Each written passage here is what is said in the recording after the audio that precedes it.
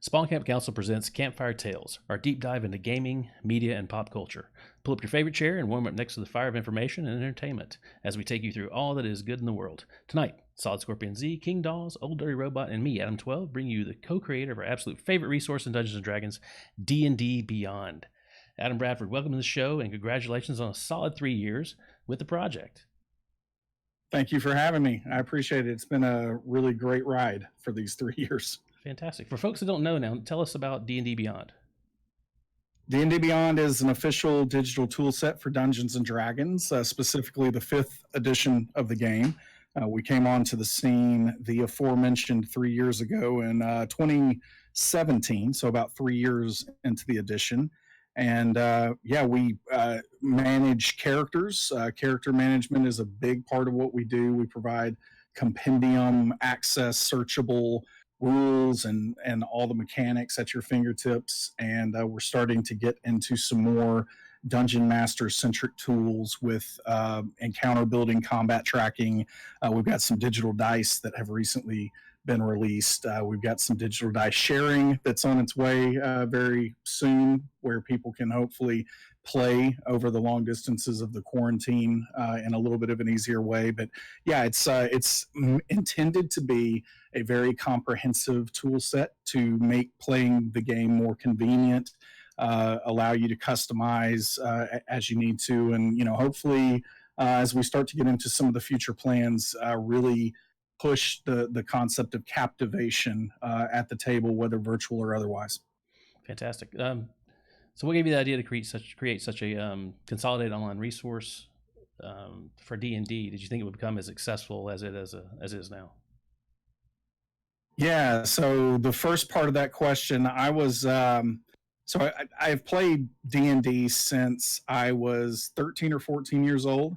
And this was after playing Star Wars with West End Games, wonderful, incredible version of Star Wars back in the 80s. And so I started playing at that point in time, gravitated towards D&D in 2nd edition, started out with Dragonlance. And even at that point in time, I remember how tedious it was to create a character, how horrible it was, even because I'm actually not a math guy at all, so very right-brained.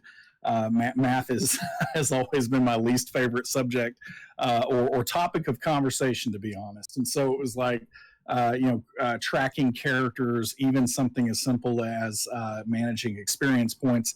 I hated every aspect of the game that had to do with that. And so even at that point in time, 14, 15 years old, started thinking, hey, this would be really, really great to see something that is a little more convenient than this. And at that point in time, didn't really have the skills or the connections or anything to make anything happen. And started, playing with 3rd edition as that edition came out. And finally, in 4th edition, I was getting into the professional world, and I was working at a defense and aerospace contractor here in Huntsville. Started having access to people who could write code and things like that. So in 4th edition, we actually created this really elaborate tool set that was in a lot of ways better than D&D Insider, but because there was no licensing involved in that, it only ever saw my group and a couple of other groups that we loaned it to in those days. And so as I started, I spent about a decade in that defense and aerospace environment and decided that it wasn't as adventurous as I wanted my job to be. So I went over to a video gaming company called Curse. And at that time, Curse was really looking for a way to get out of video games because it's a very crowded space. Curse made its name on World of Warcraft and Hearthstone and League of Legends and all these huge video games.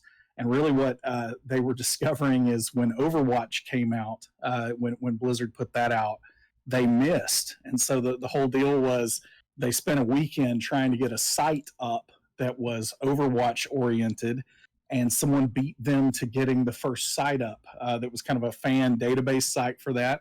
And they saw that, somebody beat them to the SEO and everything else that was associated with winning really in the video game space. And so it's just a really, really crowded space. So the company was looking for alternatives to video gaming that still hopefully were in our wheelhouse as a company.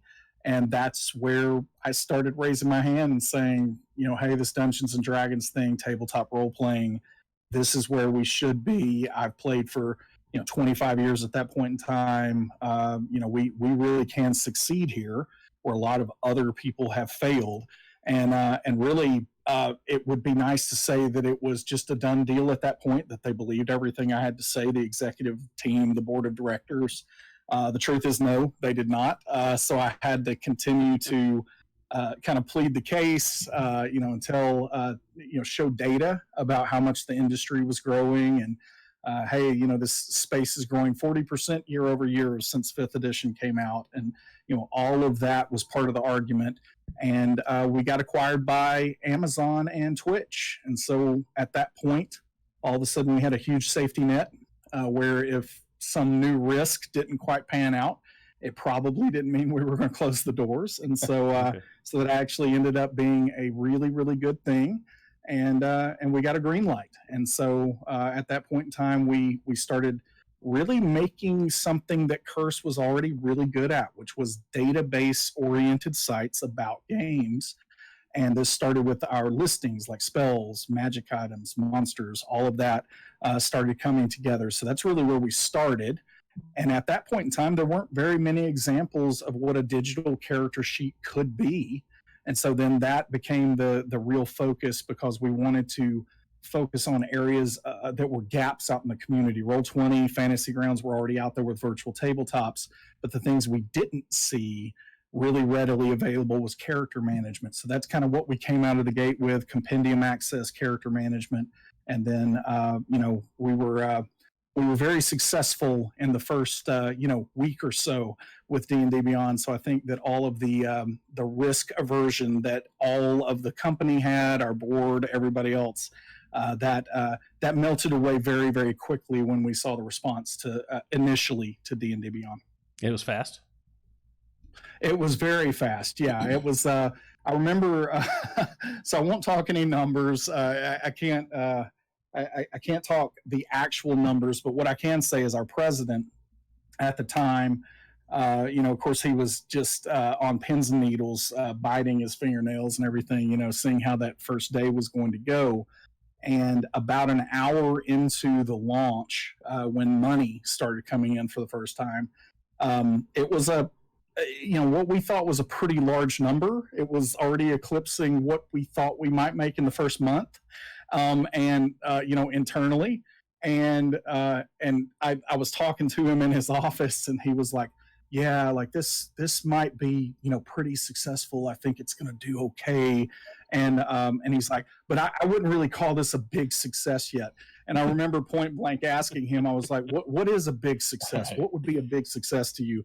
And so he throws out this just really crazy number for a first day, right? Like, and he just makes up something. And he's like, if we hit this, I think it'll be a really big success. Well, lo and behold, the next morning, I checked the numbers. It comes in a little bit over the number that he just kind of pulled out of thin air.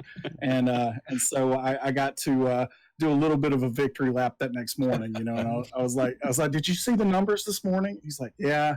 I said, well, do you think that this is a big success? Or he of course, really, he ate the crow very, with a lot of humility there. But yeah, it was immediately successful from a business perspective, which is great. Like, at the end of the day, we are running a business. Now, the way that we run that business is very important to us, and we want to make sure that fans and the community are at the forefront of every decision that we're making, that we're being, as much of good guys as we possibly can be, because there are, unfortunately, a lot of bad guys out there that are running businesses that are very anti-customer, anti-fan, and we, very, very much so do not want to be counted in that number. We want to be good to all our customers out there, and I think that. But the flip side of that is, if the business is doing well, it's going to allow fans to get better, get more things, allow us to continue to build this platform. And it's let us go very, very strong for 3 years. and we've got many, many more years of really, really great plans out there. And the fact that the business is doing well that's what's able to support that. Yeah, very good. So basically, it's are you pretty much aligned with the same people from Curse still, or is it? So yeah, Curse at that time was acquired by Twitch and Amazon. So Amazon owns Twitch. We were technically part of Twitch, and then we were acquired by Fandom about a year and a half, almost 2 years ago, I think, at this point. And that has really, really been a great experience as well. It has allowed us to scale in ways that maybe the fans aren't quite seeing yet, because unfortunately none of this stuff is, I wish I could snap my fingers and everything is, that we have dreamed up for the future would just appear magically. But unfortunately, that's not how it happens. But we have been able to scale, quite a bit. We've got a lot of resources working on DnDBeyond and Cortex and everything else that we're doing at this point. And I think that the opportunities that Fandom has brought to the table by allowing us to go through some of these growing pains of getting bigger, I think that we're really going to see the results of that in the next couple of years. And I'm really excited for fans to be able to see where we're going to go with all of that. Excellent. Well, personal note, I mean, I've been in Fantasy Grounds and Roll20, and I absolutely like D&D Beyond just so much better.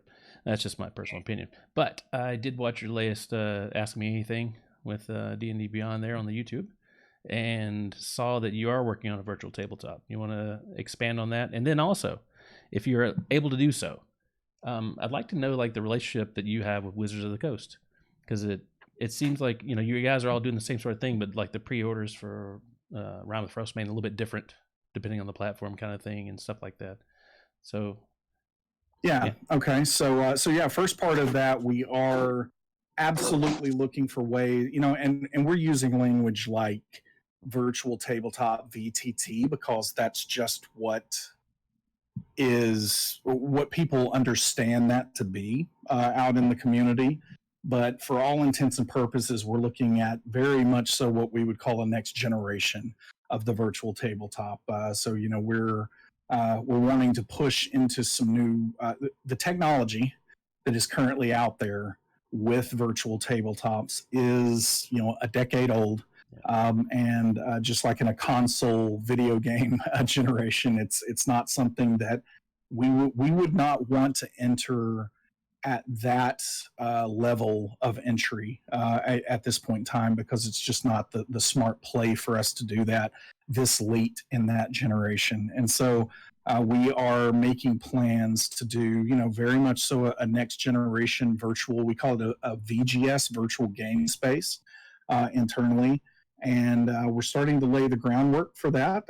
Digital dice would be kind of a very, very early building block for what will eventually be there.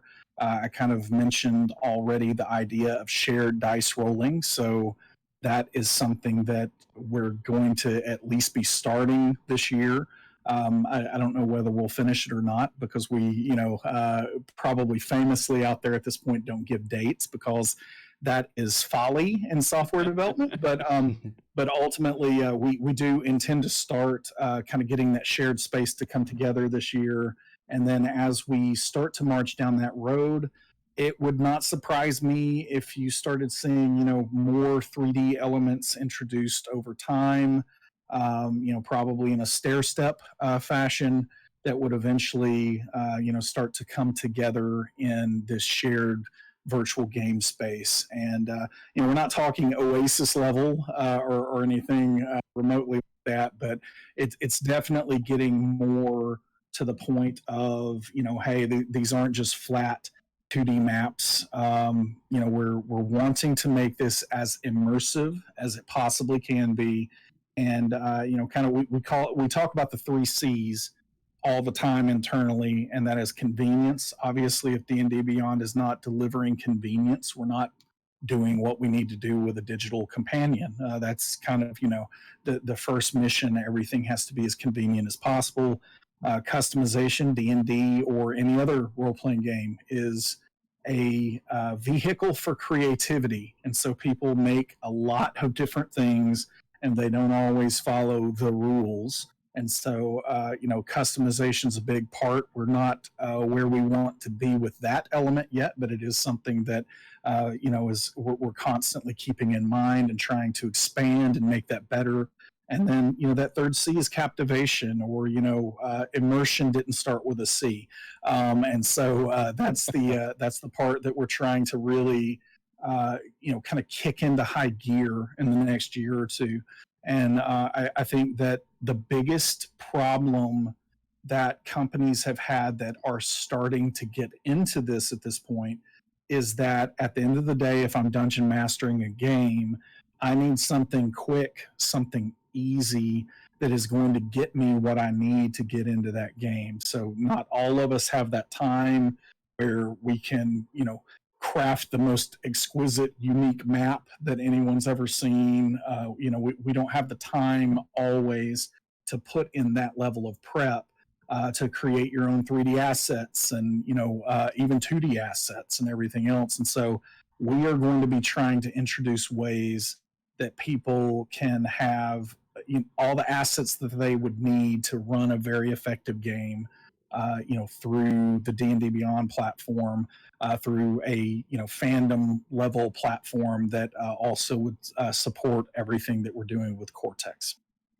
Very good. And I think there was another part of the question. I'm a little rambly, so I apologize. What was the second part? Basically, the relationship that you guys have versus the other two, Fantasy Grounds and Roll20, with Wizards. Yeah, I think that so all three of those partners that you just called out, including us, have official licenses to sell Dungeons and Dragons content from Wizards of the Coast. So as far as I'm aware, all of the partners have good relationships with Wizards of the Coast. I think that one of the things that made quite a big difference for us was the fact that we were able to use D&D in our name and in the brand for what became DnDBeyond. So I remember the discussions that led to that, and I remember really fighting for that and thinking that was a very important thing. I'll never forget I won't throw anybody under the bus or anything here, but in some of the early meetings with Wizards of the Coast, someone in leadership there at Wizards ended up telling me that, hey, this needed to be, an evocative title for the service. It needed to be something, and I'll never forget, he said, the Player's Handbook is a really bad name, but Volo's Guide to Monsters is a really good name. And I was like, so what would that mean for, the website and service that we're trying to make here? And I remember he said something like the Delver's Guide to Exploration or something like that. And I was like, so everyone who ever wants to go here is going to have to type Delver's Guide to Exploration.com to get to it.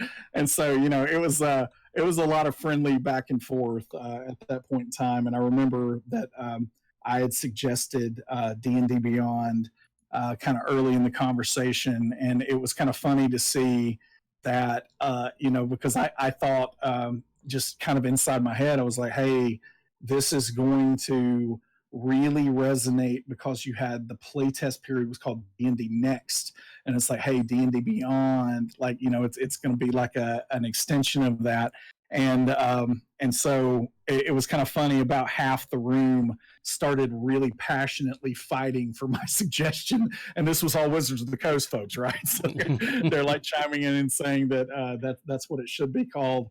And never forget, we actually left that meeting, and the answer was no. They weren't going to let us use that name, and so we were needing to go back to the drawing board, and we were trying to think of all kinds of things that this was going to end up being called. At the time, the working title was Tabletop Hero, and so even in our test builds, it was tabletopHero.com, which obviously is a terrible name too. But so we were, using that as the working title, and so we left that meeting. We were about to fly back to Huntsville from Seattle at that point in time. And a couple of other people were with me in the away team there, and we were just bouncing other titles off each other. We were trying to figure out, like, okay, they didn't let us use the top 2 or 3 that we had. And so then I ended up getting a phone call from someone at Wizards of the Coast, and basically say, hey, we talked about it. We think D&D Beyond's a great name. Okay, and we were really glad to see you fight for it. And you convinced us. So we ended up getting to go with D&D Beyond. And so I think that, with our relationship with Wizards of the Coast, and the way that we're positioned, it just makes sense with that being in our name. We do have a pretty close partnership there, and there are a lot of things that we really push for, to kind of push things forward for fans out there, and so there are flip sides to that too, right? Because Fantasy Grounds and Roll20, they have third-party content on their platform, and we do not, but because of that association with Wizards of the Coast and the D&D being in our name. So there are trade-offs, but I think that the way that we have been able to come in just 3 years and catch up, if not surpass, in number of users, I have it on pretty good authority that we're doing much better from a business perspective. All of that I do think has quite a bit to do with being called D&D Beyond. Absolutely. And the interface is fantastic. I mean, comparatively, it really is just pristine. It's such a different feel between the websites. Like D&D Beyond feels like a premium product. Like you go on and everything's polished. I'm such a big fan of the digital dice right now. Just the simple animations. The one I have the little black hole ones that they roll and then the black holes consume them, and it's like, that's amazing. Just little touches like that. Our designers will be thrilled. I'll definitely pass on that. Travis Howell, you can find him on Twitter as Creative Grenade. He's an incredible designer, and he was there at the beginning with us. And he's just been an incredible asset. I remember it's been such a joy working with Travis. I remember in the early days, we went through what we ended up calling a character sheet revamp that was just a huge, massive project in year 1 of D&D Beyond.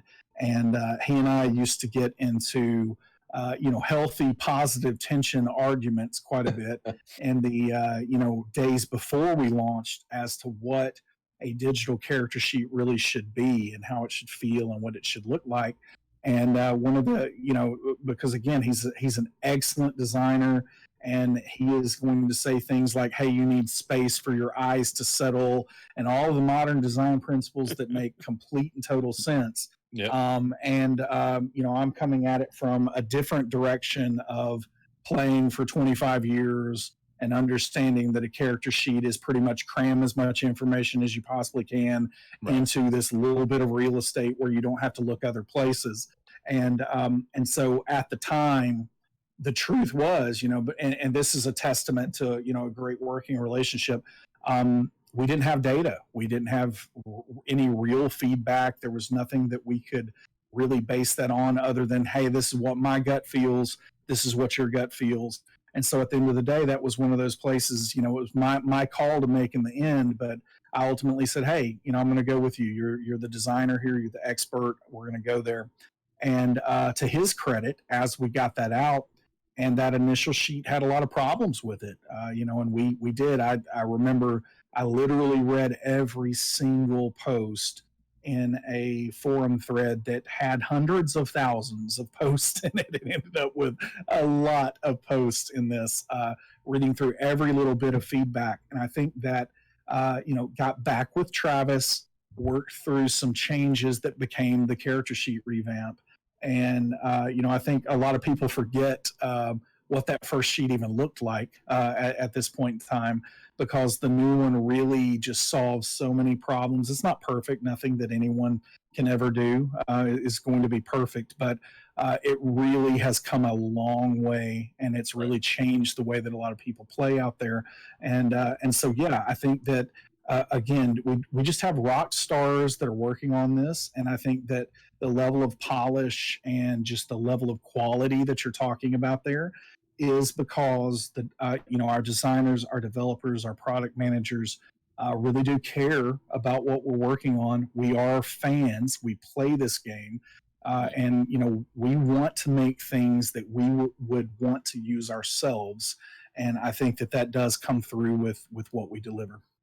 So speaking with or on about like tools and utilities and some things that we really enjoy, like we do a weekly game all together, and we really integrate like the Avray bot in Discord to do like in between session role playing. We can actually roll in Discord.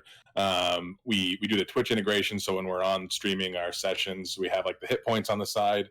Is there anything that's kind of that any kind of challenges integrating new tools into those platforms, or any kind of insights towards some stuff that might be coming down the pipeline towards those categories? Yeah, so I have to admit that Discord is a new one for me. So I Discord was something that I did not frequent. It wasn't a tool in my toolbox for a very, very long time.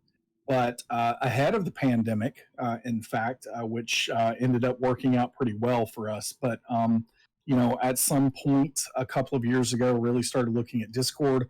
I saw that people were playing so much D&D on Discord, and it was just incredibly impressive to me. My kids, I've got 15-year-old and 11-year-old sons, and so this is a party home here. Trust me, we have a lot of fun. But they're in there doing their steaming and everything else that they do, and basically as part of that, Discord was a big part of what they were starting to do. So as a parent, I started digging into what Discord was all about, and educated myself quite a bit. And one of the things that I saw immediately is that Avray was just really, really doing a great job at what it was trying to do. And so we were looking into getting some type of Discord integration going. But then I am very keen on, I love patronizing things that are doing really well out there. And, I remember the first time I ever met Todd Kenrick was at a stream event that was holding, and he was working elsewhere and doing some other things at the time. And it wasn't long after that I just asked him, hey, do you want to just kind of keep doing the same things you're doing, but I'll pay you a solid salary and you can just do it over here. And so and then I started seeing someone named Lauren Urban out in the community that was just doing incredible things, always answering some of the most horrible statements with kindness and patience. And it's like, hey, come be our community manager. And Avray was a story like that. It was that I saw that they were just doing things so well. And I say they, it was primarily Andrew Zhu, who is a student in California, and he's a genius. He's doing great work. And so we decided to acquire Avray. Instead of reinventing the wheel, we acquired Avray, and he works on Avray for us. And so we did recently, the pandemic actually helped us prioritize this, because we saw so many people trying to turn to online avenues to play D&D. Discord was a huge part of that. And so we recently got, DnDBeyond purchases that you've unlocked work through Avray now. It's not SRD only, and all of that. And so, yeah, it's just a circumstance where Avray is a really, really fully featured tool already, and we do have plans for it in the future. We are, introducing monster tokens and some easy ways to generate monster tokens if you're trying to use an existing VTT for those. We have some other integrations, hopefully at some point even with digital dice that we're looking into. So yeah, there are more things coming for Avre, but that was a circumstance where we want to get to the point where we are doing the best things that we can do for fans and for the community in the fastest way that we can while maintaining a very high level of quality. And so, acquiring Avre and putting it to work right out of the box was a path that we thought was the best way to do that. And I think that it's really paid off for us. Awesome. Now on the Twitch side, is there anything that you're thinking kind of beyond like the character screens and the health points and everything? Isn't that fun though? Like having those. Yeah. Well, because we get a handful of people that I really love it. Yeah, we get a handful of people that tune in, and it's really nice. Instead of us being like, yeah, I have 65 hit points left or whatever, you can see it right on Discord, and everybody's like, oh my god, he has 2 hit points left. And so yeah, that kind of thing. So yeah, it was. It's kind of odd to think about it, but we were the first that really tried to do anything like that. And it's just been a long time since we've been able to touch it. So I'm a very, very brass tacks transparent person, so I don't mind talking about this at all. Like the Twitch extension is one of those features that is just really, really cool and really amazing use of technology, but it is very rarely used. So when you really, really think about how many people are streaming out there, and then how many people are streaming and using that extension, the number is actually pretty small. Now, obviously, we are trying to figure out how much of an impact is it for people watching those streams, even though the use is small for the number of streamers. So those are all analytics that we're looking at and trying to prioritize. And the truth is, at this point, we haven't been able to really justify a lot of additional work on the Twitch side because we haven't really established the foundation for how important that part is. But even a question like that is a data point for us, right? To see like, hey, there is interest. So dice bounce across the screen, for people who are playing on Twitch. So I think that that's an important one that, is very possible for us to see at some point in the future. Awesome. Yeah. So earlier. Hold on one sec. I wanted to say, just regarding the Twitch extension, Critical Role started using like DnDBeyond like right away. Yeah. And I imagine that them using the Twitch extension probably gives you guys a lot of good data numbers to see who's using or how they're using it to broadcast to their huge audience that they have every week. Yeah, we definitely had statistical significance that came out of them starting to use the Twitch extension. Critical Role, unfortunately, they're not using it at the moment because of the nature of how they're pre-recording what's going on with their shows. So again, this pandemic has really changed a lot of things, and that's one of the casualties of this. But yeah, it provided a ton of data for us, and we are seeing a great deal of engagement from the viewership. And ultimately, again, at the end of the day, with our limited resources, we're trying to figure out what's going to make a bigger impact. Is it going to be getting dice to bounce across the screen on a Twitch show, or is somebody wanting this initiative tracker to work inside the combat tracker? And so those are the decisions. And another thing that the community, of course, doesn't understand, and I don't hold this against the community at all, because I see something like DC Fandom yesterday and see people freaking out about a Snyder cut of a film that I'm just like, I do not understand what DC is even doing with their lives right now. So again, I am on the outside. The new Batman's going to be wild. Just stop. Yeah, we'll see. Yeah, Robert Pattinson has my heart. Yeah, but it's ultimately what I'm saying is we're all fans of things. And, a lot of us are very, very passionate. You can look at the shelves behind me and say, I am very passionate about a lot of different things. And I collect a lot of things, and I have a lot of opinions about things. And at the end of the day, I am not on the inner circle of what DC, like the decisions that they're making in that example. And so, I think ultimately the proof is in the pudding. And, who knows how all that's going to turn out, whether it's Batman. I hope it's great, the Batman, because I'm a huge fan of the character. But, ultimately for that kind of thing, the community doesn't always understand with D&D Beyond. We sometimes get questions like, why are you working on digital dice when you should be making sure that the cleric's, domain of life, extra healing bonuses in D&D Beyond, and it hasn't been there. And the truth is, it doesn't always. It's called the Mythic Man Month in software development, if anybody's familiar with that.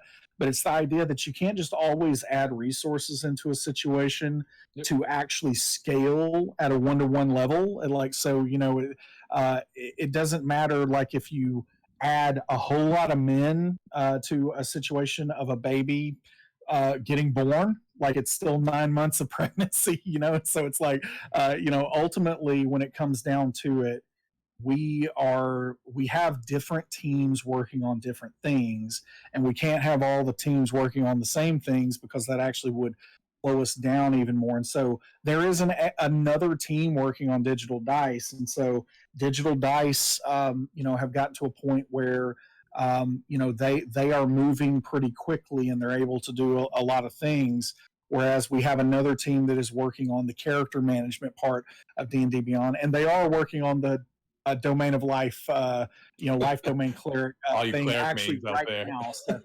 yeah. So that's it. Well, actually, the life domain is the most played subclass on D&D Beyond. Is it really? And I'm not making that up. Yeah, it is. People love healers. Number one across all the. We never have clerics, so that's really weird. Rely on healing potions. Yeah, it makes it tough. I'm just saying, it makes it tough.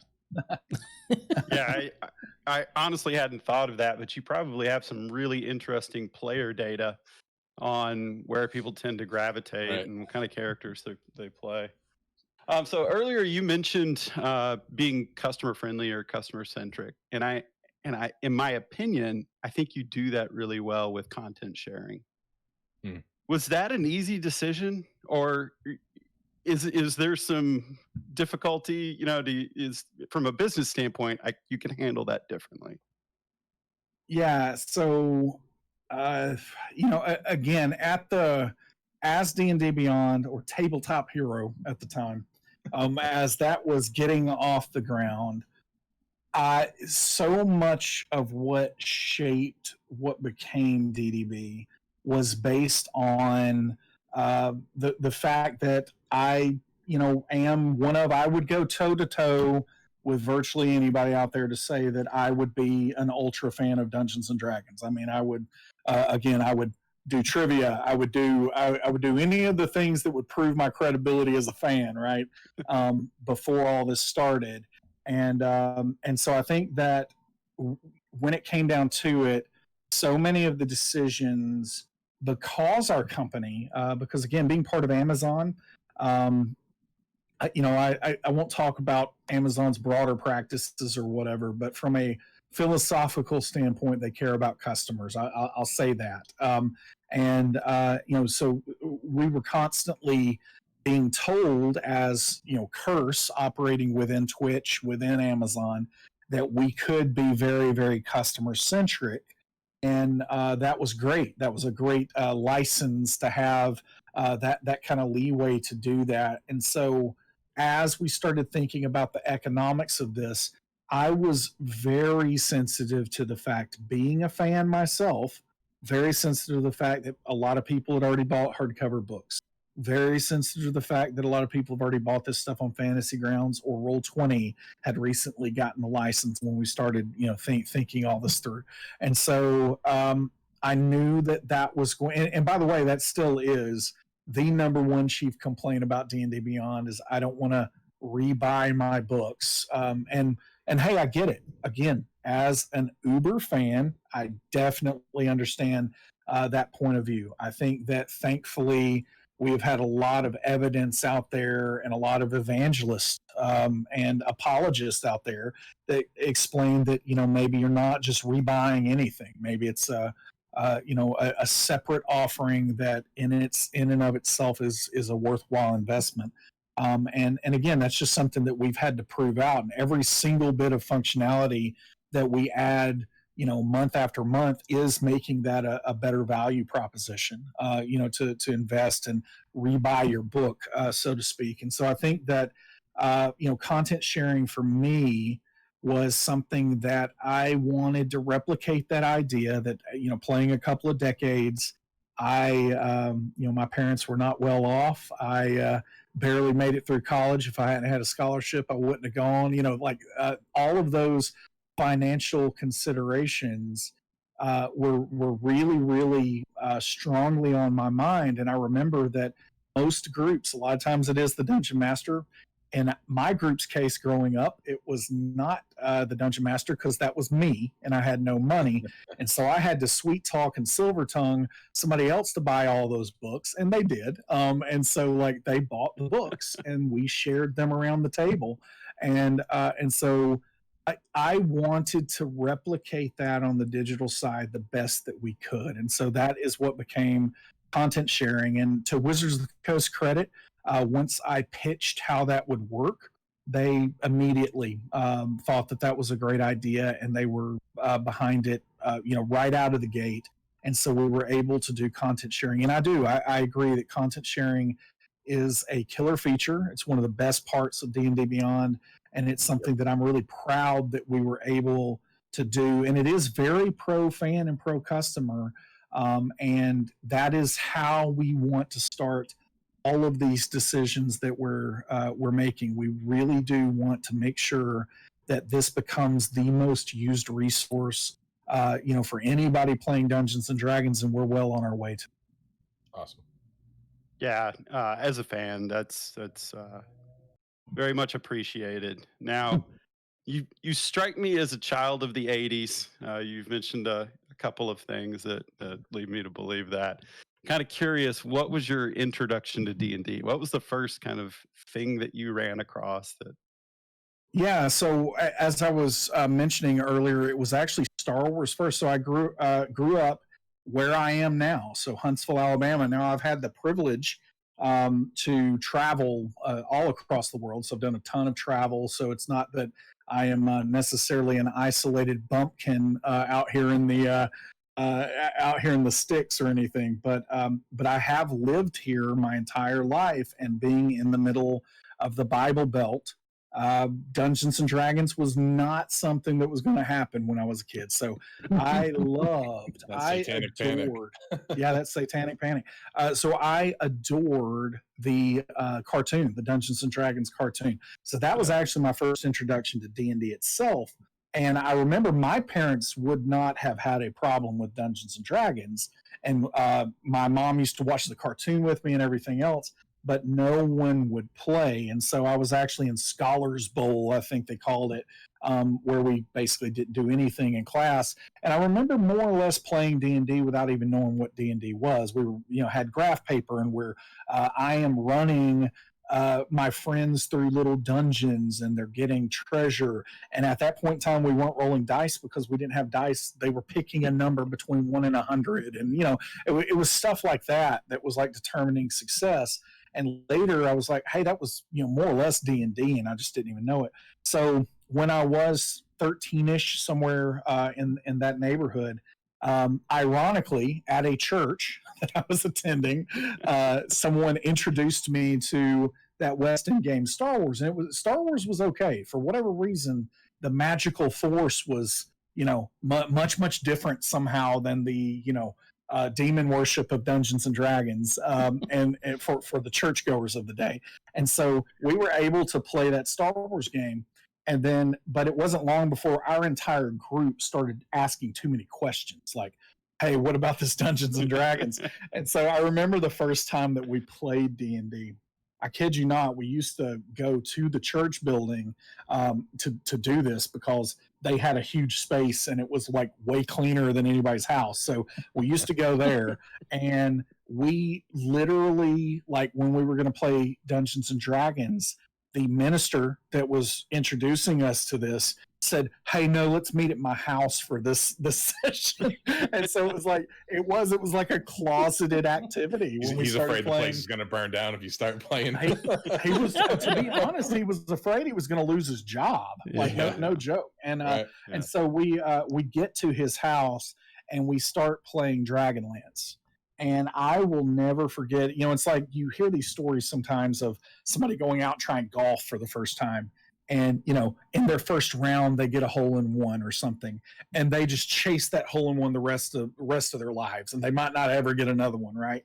And so it's like I was making my first D&D character, and at that time, the dungeon master was making us. I can't remember the method, the roll method that we were using for ability scores, but I remember he was making us do it straight down the list. So like whatever you rolled first is what you got for strength, dexterity, all the way down the list. And I will never forget, a few other people had gone before me. It was my turn. I started rolling, and I got the 18 00 strength on, and of course at that point in time he let us pick after. I was like, I'm going to be a paladin, and so so basically I rolled the top strength you could get for this human paladin, Knight of the Rose.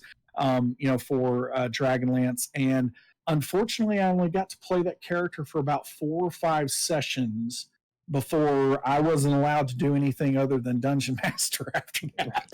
And so I barely got to play ever again. And in recent years, I finally get to play now. But yeah, it was it really was just love at first sight. It was just incredible in every way. I went and read all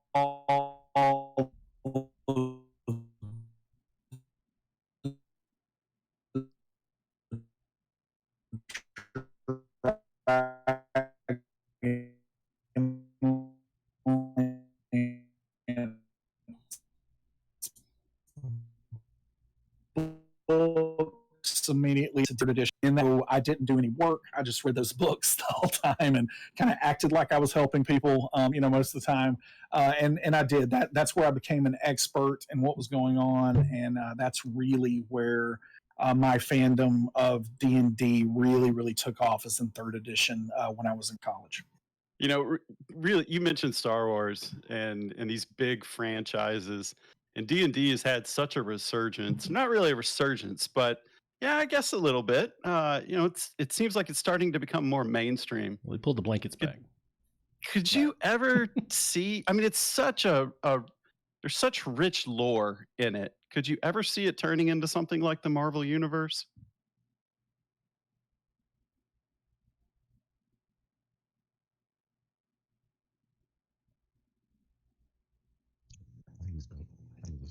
Am I the one that cut out? No. It's you.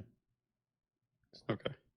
We'll come back to it in just a second. Let the internet. D&D. The internet. I'm pausing. Can you hear me now? Yeah, yep. We got you now. Got you now. Yes, okay. yes. Missed all that. There we go. Marvel. All right, yeah. So so the question, as long as I heard that right, was, do I think that D&D could take off as a franchise a la Marvel with the MCU? That kind of thing. Yeah. So I think that so yeah, this is going to probably sound a little, controversial, and it might not seem like it toes a party line, so to speak. But again, brass tacks, transparent guy here. I think that the cards are really stacked against Dungeons and Dragons to be able to do that. And the reason that I would say that is because with DC, since I brought them up earlier, you have the greatest, most popular superheroes in the known universe with Superman, Batman, Wonder Woman, Green Lantern, The Flash. Like I can keep going for about 20 deep, and probably those 20 that I could name, at least before the MCU hit, would have been more popular than virtually anybody on the MCU list, right? And so so what I'm getting at is, you have all of that lore, you have all the right ingredients on the DC side for this to be something truly special, and it just hasn't materialized. And there are so many hurdles, like even with a company like DC that for the most part kind of owns their own destiny, like they can chart their own destiny, but you have so many hands involved in what would have to happen for that to occur. And I think that really what it comes down to is Dungeons and Dragons would be similar. I think that whether it's Dragonlance, whether it's Planescape, whether it is like Dark Sun, like there are so many incredibly engaging stories. Like, yeah, if you just wanted to make something that was based on the Salvatore, novels or something like that, could be very, very engaging. But the amount of people that would be involved, and the different opinions and everything else that has to come together for that to work, the cards are really stacked against it. And so what I would say is I am a huge fan of the MCU. Kevin Feige is one of my personal and professional heroes. I think that he doesn't get enough credit for what actually has happened with MCU. This Infinity Saga is by far, like, so it would have been Star Wars at one point in my life. I don't know what else it would be other than Star Wars. I was probably waiting on the MCU, but the MCU is like by far the top movie franchise that I would be a fan of at this point in time. And I think that so much of that comes down to the vision that someone like Kevin Feige had to really, really carry that out. And I think that for that to ever work, whether it's on the DC side, whether it's for Dungeons and Dragons, whether it's for Dune or any other franchise out there that is trying to do something, that is remotely on par with what Marvel has accomplished at this point, you need somebody like Kevin Feige that has that kind of vision. And I think that that's where a lot of companies go wrong. A lot of production studios out there go wrong, whether it's from a video game standpoint, a filmmaking standpoint, or like a TRPG studio, without the vision to really, really know where you're trying to get to, you're never going to arrive there. And I think that would be the biggest challenge that D&D would have for something like that. It is not a shortage of the right ingredients. It's having the right people in place that know how to cook those ingredients. If we had like a Russo brother Tomb of Annihilation movie, I'd throw so much money at the TV. It'd be unreal. The right director and writer to pick up Icewind Dale trilogy, and it would blow D&D up so big. Just seeing Drist on the live screen fighting with Wolfgar and Canterbury and stuff would be absolutely insane. And the rest of the world says they've tried that already. Get some Michael Bay explosions, and you got a banger right there. And so much of it is that. And again, like, I think this is where Kevin Feige gets a lot of the credit, or should get a lot of the credit. But I think that just the casting and the directing choices, grabbing Whedon, maybe he overstayed his welcome into Age of Ultron, but grabbing him for that initial Avengers movie is just brilliant. And that's where Marvel has made unexpected choices, where they go in what I would say is a very customer centric direction, which is, hey, let me get people to make these films who are fans of this content. And I think that, like, you can look at a Snyder DC movie and just tell the dude is not actually a fan of that stuff. I'm not saying that he's a terrible filmmaker. I'm not necessarily saying that, but I would say that he is not a fan of what's going on with these DC characters. Yeah. And again, there are moments in those films that are good, but like, they are not a cohesive whole, and they don't really put forward an expression of those characters that really resonate with fans, because they're not being made by real fans of that content. And so I think that is a really, really big thing that Marvel has introduced. And I think if D&D is going to do that, and don't get me wrong, just because I think that the cards are stacked against them doesn't mean that I wouldn't want to see it, because yes, I would lose my mind if we got an Icewind Dale trilogy, or, in my mind, the better starting place is just with the Dark Elf trilogy, right? Like, start that thing right in the Underdark, but either way, like, something like that, if we got the right person who was really a fan. But then that's not enough either. You got to have the investment and the money that is going to be able to realize that vision. You've got to have all the way down to the crew has got to be really, really good. And so there are just so many variables that it's very, very challenging. But yeah, I'm crossing fingers and hoping that they can pull something like that off at some point in the future. So entertainment's a copycat industry, and I guess the way I saw it is coming off the success of Game of Thrones, and Netflix took a stab at Witcher. Wow, it's just kind of in that line that you could see someone going, "Hey, that's a hot property, and let's do it." The problem is you don't want somebody, like you said, to do it who, God, just don't mess it up. Then you end up like a Warcraft movie again, and it's like, eh. Yeah, I mean that is the thing. Like, I'm a huge World of Warcraft fan. I played that game for an embarrassingly long amount of time, and that movie in some ways had some talent attached to that, and it just did not come together. So I think that's really what I'm saying, is that like there are so many things that can go wrong when it comes to any kind of film or television adaptation. I mean, think about the Dark Tower recent stuff. I mean, like, come on, like the book series is really, really something, and then this is just a horrible nightmare that they put together for the film version. And I think that again, even those kind of properties that had a lot of money behind it, but again, it had one link in the chain was weak, and the lightning did not strike in that bottle. And so I think that that's what it's going to take for D&D. Now, I do believe that if they could get one successful film or one successful TV show, some Netflix original, sure, it would be awesome if, they did 3 seasons of a Netflix show that went through Dark Elf, Menzo Bronson and, all that. Like, that would be incredible. That is all it would take, is just one success would get us a lot further down the road. But even getting that one success, there are a lot of barriers to entry. Yeah, I would much rather see a Netflix series of the Dark Elf trilogy, or even the Icewind Dale stuff. I think I just think TV, the Netflix medium is a lot better for that kind of stuff. Yeah, especially telling a detailed story. Like, all the superhero movies are great, but I think that having a comprehensive series of multiple shows, being able to tell a story over multiple hours over it instead of just 2 hours, is so much better, especially for something like D&D.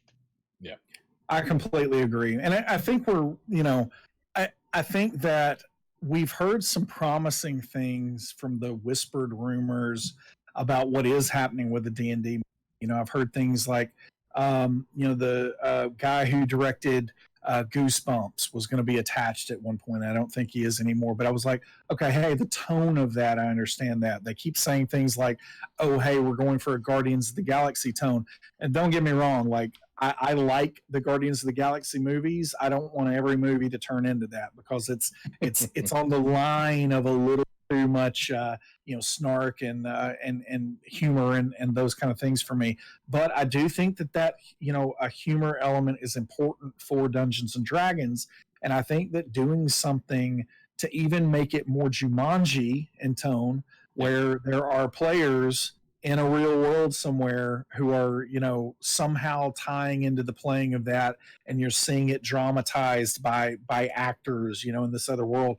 I think that is an angle that really could work, because it's a forgiving angle. I think that is part of the reason that DC struggles, is when you take it so seriously, it's going to break apart at some point, because they're characters that wear underwear on the outside of their pants. And so, like, it's really, really hard to be that grim and that dark, so you've got to it's almost like a self-deprecation just in its nature. And I think if you do that with D&D, it could be very successful. I mean, here's the thing, Hasbro, Wizards of the Coast, if you want to hire me for this, like, I will make it happen. Like, I can do it. I'm putting my hat in. We'll have our people contact their people. Yeah. Please do. Let's get that set up. Go ahead, Todd. Oh yeah. I guess getting kind of back into like D&D centric stuff. You mentioned, you started out with like 2nd edition and Dragonlance and everything. So you've played multiple editions over the years of your playing. What's your favorite edition? It's definitely fifth. And I think that is really just going to come down to, I think that fifth edition did something incredibly important for the game, for the brand of Dungeons and Dragons, and just for the industry. Because if we're saying like which edition have I had the most fun playing, I'm probably going to go with third edition 3.5 at somewhere there, because that was when I was playing, when I didn't have responsibilities, and I, had just some of the best memories as part of that edition. I did, especially in those days, love optimization and min maxing and everything else. And that edition of the game, like you can make a war blade and everybody else can go home, right? So it's like that kind of thing was a big deal for me at that point in time. But fifth edition is by far the most important and in my mind best edition for the game, because it used to be a thing. Like, we have recently acquired Cortex, and we've got a lot of really cool Cortex plans. And one of the things is we were looking to become TRPG publishers ourselves at Fandom.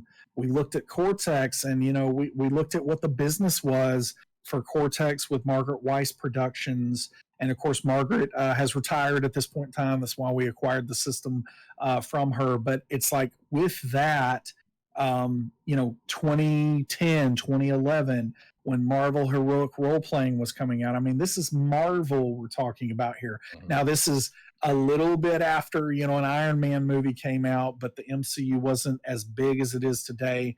And the truth is that game did not sell that well.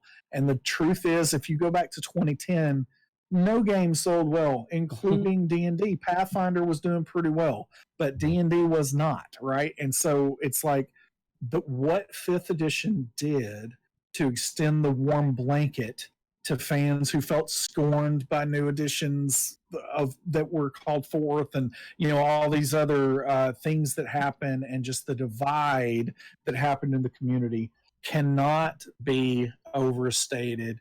And also, again, from an economics perspective, it is selling like you genuinely, again, I can't talk about numbers, but you could not imagine what these numbers are, especially compared to what they were a decade ago in the 2010 days that I'm talking about there. And so it has had an astronomical impact on this hobby of ours.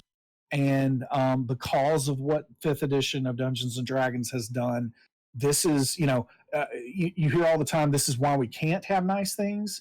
D&D 5th edition is one of the reasons that we are going to be able to have nice things going forward. It's kind of like, say what you will about Lost as a television show, and we won't get into that right now because, spoiler alert, I obviously don't like how any of that ended after about the first season. But its impact on television is completely undeniable. And without something like Lost, we wouldn't have ended up with Battlestar Galactica or, any of the Breaking Bad or any of these great shows that we've experienced in the golden age of television. And I think that 5th edition of Dungeons & Dragons is going to be seen historically as the edition of the game that really broke the bubble and allowed truly incredible things to happen in the industry and in the space. And by the way, it's not that it's not too shabby as a game too. Like, it's incredibly well made. I think the designers have done just such a great job, kind of aggregating the D&D ecosystem into, honoring the past, looking ahead. All of those elements come together in my mind to make it the best edition. So I'm a character creation kind of just nut. I love creating characters, optimizing characters, like sub-optimizing characters. In your opinion, I know you might not have played a whole lot recently, you're probably busy doing all kinds of other things, but if you had to pick like a go-to class, race, subclass combo, what would you be if you were going to play? What would be your favorite kind of go-to? You would have to answer some other questions for me, like what level am I playing, probably. But yeah. let's go. Because we're doing a campaign right now. We're 11th level, so even say 10th or 11th and 5th edition. So I actually wouldn't say that I have just a complete go-to. I do like a few different ones, but I am a huge fan of bards in 5th edition. And Adam, there you go. Plainly, the reason that I like a bard is, just flat out the versatility.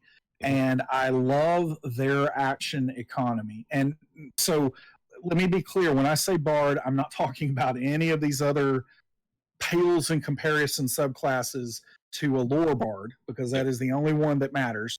But basically the idea that you can be that skillful, but then you, with all the magical secrets, you can pick up spells that you shouldn't have, and then cutting words is, without any doubt in my mind, the most fun and enjoyable ability that has come out in 5th edition. Still, like, it was one of the first things that came out, and there is nothing that has rivaled that for me, because the ability to take something off of somebody else's role and really just kind of change the flow of what's going on with the action economy like that is huge. That being a reaction, every bit of it's huge. So as a bard, you have something that you can do with your action, your bonus action, your reaction. You just always have options. And then I also do like characters, if you can't tell, that do a lot of talking. And so it's like, that's one of the things that I really appreciate, enjoy quite a bit about a bard. Now, I just made a character. Now, this was a 15th level character, but I would still take the character at level 10. I did a build of Captain America. I'm about to play in a Marvel-inspired 5th edition game. I saw your tweet about this. Oh, yeah. Okay. Yeah. So Captain America is a Battle Master fighter. I can play those as well, and really love the Battle Master fighters. Are just strong characters, and I think a lot of people maybe kind of I think people who really care about optimization know that fighters are incredibly strong. But ability score increases. So many, and being able to get feats like that, it really is just so strong. And so that Captain America build's incredible. But even if I wasn't going with that flavor, if I was doing an archer of some sort with battle mat, like, it would just be I do amateur archery, and cool. so I like playing an archer character like that as well. And oddly enough, people are like, oh, you should do arcane archer, you should do blah blah. It's like, no, the battle master is so much more enjoyable, again, because of action economy. I think in D&D in 5th edition, having something that you can do, there's nothing that players hate more, in my experience. Played a lot of this 5th edition. Players hate it when they're like, okay, I do this one thing that's an action, and then it's like, oh, what else can I do? Well, you can move. And so what else can I do? Well, do you have any bonus actions? Do you, and the answer to that is no. And like, a lot. Now, most classes have something they can do, but I just think that fighters and bards have that so much more available to them, that is very appealing to me. I have, if I'm going to play a bard at that level, I am going to dip to in warlock as well, though, because I like having Eldritch Blast as just essentially the backup. Like, that it's like I don't even need to worry about any other damaging spell. If I want to damage, I can Eldritch Blast to my heart's content, because nothing bypasses force damage, and I don't have to worry about all the vulnerabilities or the resistances. I'm playing a full warlock right now, and I'm just an Eldritch Blast turret. That's yeah. Well, and that's what I'm saying is, like, yeah, you can do that with warlock, but for me, you dip, you just get agonizing. Which, by the way, some of these UA feats recently, you don't necessarily have to go to warlock. You can still get. You can just pick up Eldritch Blast with a magical secret, Spell Sniper, and then pick too. up a feat. You can grab a feat that gives you agonizing blast. So, so that kind of thing, allowing you to do that. That would be a really big part of my build, because then I would use that if I need to do damage, but then the talking and the detecting thoughts and everything else that I would be doing as that bard would be how I play that. That's awesome. And if anybody else chooses an answer besides Divination Wizard, you're absolutely wrong. So Yeah. that is my go-to for you want to talk player control right there. Yeah, there is a whole lot to that. And then finally, like I have a sweet spot for Paladins. But it was the first character I ever played for a few sessions. And World of Warcraft is the first thing I played. So I definitely love the concept of Holy Warrior, and I have recently played Briv Steelmarrow on a stream game. He's in Idle Champions too, out there if you've ever played that game. But he's a very off the wall paladin, not your typical knight in shining armor, very uncouth, very savage. So yeah, I like playing paladins, especially if they're against type. So, Adam, what can we expect from you and D&D Beyond over the next few years here in the making? Yeah, I think that the biggest thing that you're going to see start happening from just fandom tabletop in general is you will start seeing a very mature platform that will become the de facto way to play tabletop games out there. And by that I mean moving into virtual game spaces and all of what would come with that. So I think that, especially in the next 5 years, you're going to see all of that come to fruition. I think that you're going to see a bevy of very exciting licensed properties coming to Cortex. So we've recently announced the Dragon Prince role-playing game called Tales of Xadia. Very excited about that. I'm a huge fan of that show. It just won the Emmy for outstanding animated series, which is amazing. Got renewed for 4 more seasons on Netflix. So yeah, really, really great show. That is going to be a really great game. And then if you can, barely make out on the shelf back here, I'm a huge Masters of the Universe fan. Yeah. So we've announced Legends of Grayskull, which is a Masters of the Universe role-playing game that is going to really embrace the multiverse, behind what's going on with Motu, as the cool kids call it. So yeah, Motu is really special to me, and so we can't wait to make that game. And those are just the first 2 games that we've publicly announced at this point in time. So Cortex is going to, the idea behind that is we're going to have a lot of we're going to have this platform where people can learn the system itself. And then what we have discovered, and part of this is D&D Beyond data as well, a lot of groups are not playing the standard, hey, we're going to play a campaign for 3 years anymore. A lot of people are, hey, I'm going to play for 4 to 6 weeks, and then my players are going to lose interest and want to do something else, or real life gets in the way and we're going to change up the group composition or whatever else. And so what we really want to provide with Cortex is the way, of course, you can play 3-year campaigns if you want to, but you can also play a one-shot in the world of the Dragon Prince, and then you can move over and play something in Legends of Grayskull, and you don't have to relearn the entire system. And so, you'll have familiarity where you can try a lot of different kinds of gaming experiences, all with digital support. That's a huge part of this. So, we're going to have full character management, searchability, shared dice rolling. All of those things will be available for Cortex, just like they are for Dungeons and Dragons. So yeah, I think that for fandom, you're going to really see us start to emerge into the way that you're playing all of these games. And, I have a feeling that it won't just be Dungeons and Dragons and Cortex in the future. So yeah, it's going to be a really fun ride. We're really in this for the long haul.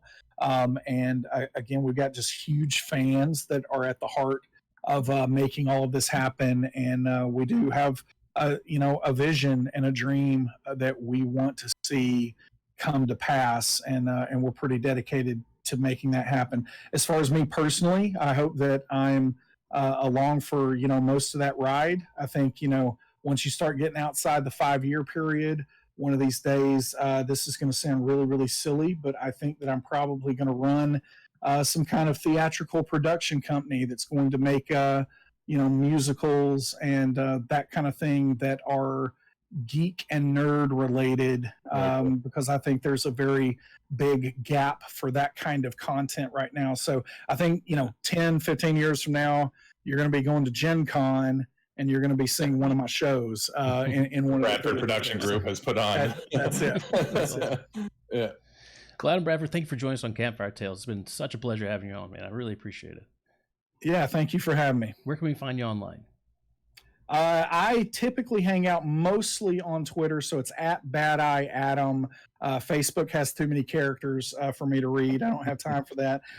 So yeah, at Bad Eye Adam on Twitter, and you can definitely find me on the Cortex or DnDBeyond Discord, and on the forums and streaming, Cortex and D&D content. Fantastic. On Twitch. All right. The Small Camp Council thanks everyone for watching and listening to Campfire Tales tonight, and we will see you very soon. Thank you again.